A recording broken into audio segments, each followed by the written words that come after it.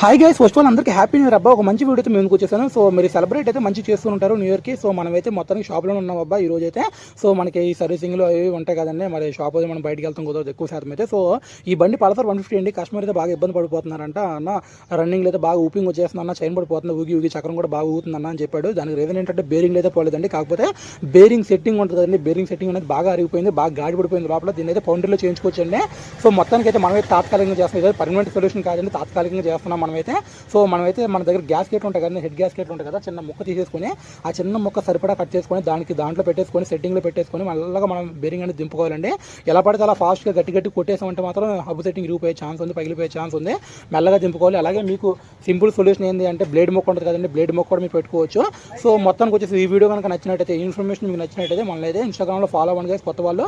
అలాగే video subscribe చేసుకోండి. మనైతే 2K దగ్గరలో ఉన్నాం, త్వరగా మనం కంప్లీట్ చేసేసుకుందాం. Thank you so much guys.